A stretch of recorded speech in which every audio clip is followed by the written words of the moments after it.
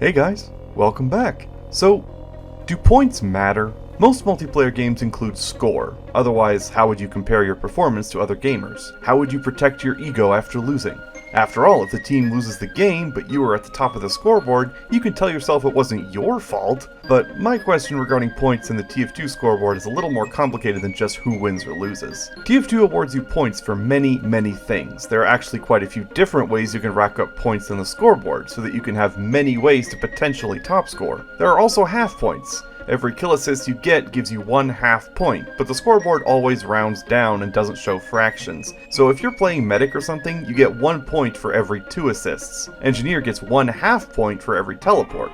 Cool. You can also get multiple points for the same action. For example, specialized kills are headshot or backstab kills. Sniper gets an extra 1/2 point for every headshot kill, and Spy gets an extra full point for every backstab kill. Because a Spy can get destruction points as well, you can easily float to the top of the scoreboard very quickly, since each backstab gets you 2 points. Some people even go as far as to say that top scoring as the Sniper or Spy class doesn't even count, because you get so many extra points for doing the same things as other classes. For Spy, the extra points make sense, at least to me. Sneaking around and not dying is hard, so rewarding you with extra score for actually pulling off a backstab kill is fair. For Sniper, it's ridiculous, especially with the Huntsman. The Huntsman grants a point for the kill, a 1/2 point for the headshot kill, and a bonus point just for using the Huntsman. So you get 2.5 points per headshot kill with the Huntsman, as well as 125 support points. Why does the Huntsman give a Sniper support points? Who is he supporting with the bow and arrow? And support points are extra weird because they don't even affect your actual score at all. A Scout gets 250 support points for stunning enemies with his baseball, but his actual score never increases based on that. You could theoretically have 10,000 support points and 0 actual points.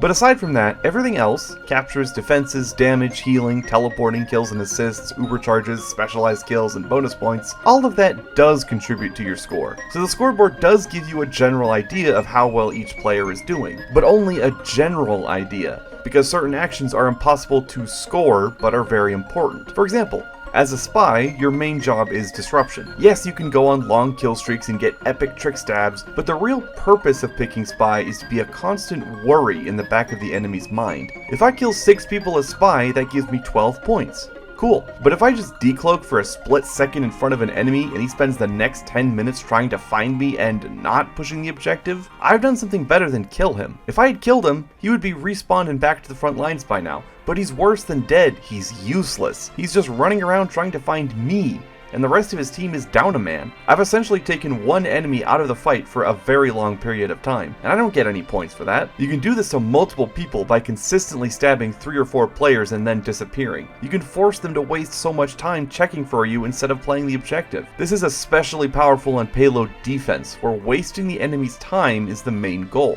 By wasting the time of 1 or more enemies, I am actively contributing to my team's success, but that can't be scored. What about info? Spy can, spy on people with his invisibility, reporting to his team ubercharge percentages, where enemy buildings are, and so on. But that doesn't give you points. Spy can genuinely be the sole reason a team wins, without ever killing more than a couple people. So for the Spy class, points don't really matter, because he gets his value primarily psychologically, with occasional big bursts of points when he takes down a nest or stabs several people. He gets extra points not only because backstabs are difficult, but because playing Spy can be pretty slow paced. And without the extra points, even a great Spy would have a really hard time top scoring, just due to how much time he often has to spend waiting for his moment. But this isn't just a Spy video. Think about playing Demo Man for a second. You set up a sticky bomb trap on a doorway and kill a few guys. These guys then communicate to their team that door is trapped, and nobody goes through it.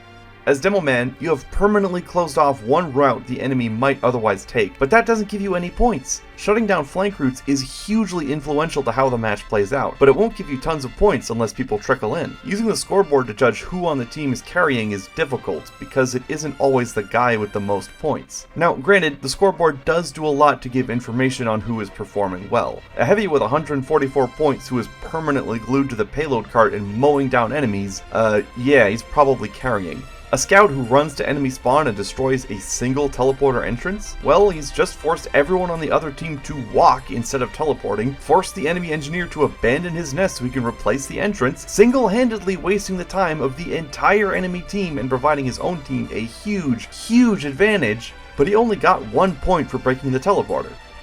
Huh, I find score interesting because the more complicated the game is, the harder it is to tell who is doing well. Like, is the top scoring heavy really the carry? Or is it the medic who is keeping him alive? Is the engineer with 1 billion sentry kills the one who is carrying? Or is it the pyro who keeps spies away and reflects rockets, even though that doesn't necessarily give you a ton of points? In both of these hypothetical scenarios, 2 players work together, but only one of them really gets all the points. In a simple game like Call of Duty, the only thing that really matters is kills versus deaths. Having a good kill-death ratio in Call of Duty is pretty much the biggest indicator of who is doing well. It's way less important in TF2 because there are so many other factors involved. So, am I telling people not to care about points? No. Go for the biggest kill count, the highest number. Make sure you get a triple-digit score on every game. The numbers. Make them bigger! I guess I'm just musing about the fact that some of the most important things in this game don't give you any points at all, while a frickin' huntsman kill gives you more points than even a spy can get. It's funny, isn't it? Even TF2's complicated and comprehensive scoring system, which tracks nearly everything, doesn't tell you the whole story. I guess the question some might ask is, what would you change? I would personally not change it much. I think the scoreboard is fine as is, but I might add a way for Spy to be rewarded for staying alive and undiscovered. Like, remaining cloaked in close proximity to enemies gives you a point every 20 seconds or something like that, but I'm not demanding this be added or anything. The scoreboard is fine. I just want people to remember that having a lot of points isn't necessarily the only way to tell who the team's carry is. And if you bottom score, you can just tell yourself you were still carrying and the scoreboard is rigged. Dang it, that's what I do. That's all. Like, subscribe, and get out. Video's over.